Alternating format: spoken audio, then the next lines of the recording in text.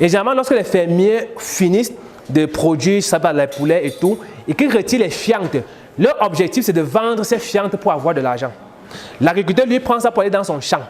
Mais sauf que quand l'agriculteur prend ça après 4 ans d'utilisation sur le même sol, on te fait comprendre qu'il faut laisser ton sol en jachère. Ça veut dire que tu dois laisser le sol pendant 1 ou 2 ans sans cultiver afin que le sol puisse se renouveler naturellement. C'est pourquoi, c'est parce qu'on a utilisé des produits chimiques sur ce sol-là. C'est pourquoi il faudra justement laisser le sol qui puisse voilà, équilibrer en fait avec les matières chimiques qu'on a mis dans ce sol. Et ces matières chimiques n'ont pas seulement l'impact sur le sol, mais c'est également un impact sur la vie humaine. Dans la mesure où ces produits-là permettent de cultiver les denrées qu'on consomme au quotidien.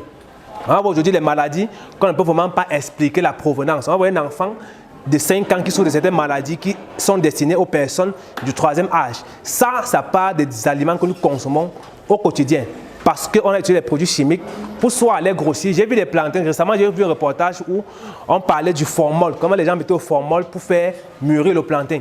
Et vous avez parti au marché, vous avez les fruits, les oranges, les ananas, pastèques, tout ça, qui sont mûrs. C'est-à-dire, tu vois, c'est tellement joli. Et ça a été mûri avec du formol. Même la banane, le plantain mûr, ça a été mûri avec du formol. On a mis le formol dessus. Et quand tu consommes, ça a de l'impact sur ta santé. Même la viande. Il y a des personnes qui conservent la viande avec du formol pour que ça ne se gâte pas. Et tout ça, justement, quand nous consommons, ça va détériorer notre santé. Donc, il est important de pouvoir sensibiliser les gens au maximum autour de vous par rapport à ça. Donc, j'étais en train de parler principalement des personnes qui font l'élevage. Eux, généralement, lorsqu'ils font cela et qu'ils produisent ces déchets, leur objectif principal, c'est de vendre pour avoir de l'argent.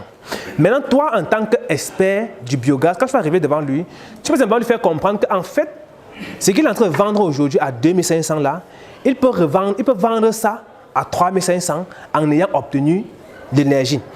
Parce que moi, quand je vois quelqu'un qui a une ferme de 10 000 poulets et qui continue de payer l'électricité à Eneyo, de se plaindre qu'il y a les coupures d'électricité, de se plaindre que le gaz est cher, que le charbon a peut-être brûlé sa ferme. On a vu des fermes qui ont été totalement incinérées à partir du charbon qu'on a mis pour chauffer les poules. On met le charbon et puis il suffit qu'une braise touche le copeau dans la salle et puis c'est fini. Allez, incendie directement. Ça peut brûler toute la salle et peut-être prendre les câbles, les courants et puis ça peut causer un incendie. Or, lui, il produit des déchets au quotidien qui contiennent excessivement du méthane. Ce méthane-là, ils peuvent le valoriser pour produire l'électricité ou alors produire la chaleur qu'il va utiliser pour chauffer ses porcs ou bien ses poules. Donc, un fermier, en fait, qui a déjà au moins 1000 poules, doit avoir normalement un biodigesteur chez lui qui peut lui permettre de produire le gaz. Ce gaz qui peut être utilisé pour produire l'électricité, d'une part, qui peut être utilisé pour cuisiner, d'autre part, et qui peut aussi être utilisé pour produire la chaleur, pour chauffer ses poules. Et ce qui va ressortir à la fin, c'est l'engrais, c'est le digestat qui est une source d'entrée d'argent. Et ce digestat sort généralement sous forme pâteuse. On peut le vendre soit sous forme sèche ou sous forme liquide. Il y a des machines qui permettent de presser ça.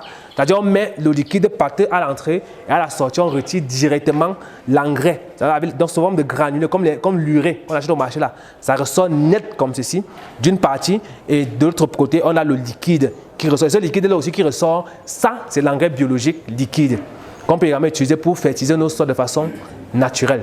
Donc ça, c'est ce qu'on appelle l'économie circulaire. Donc ça peut être un moyen pour vous, voilà, de convaincre les éleveurs à faire chez eux ces installations de production du biogaz et puis ça vous permet de gagner de l'argent avec cela.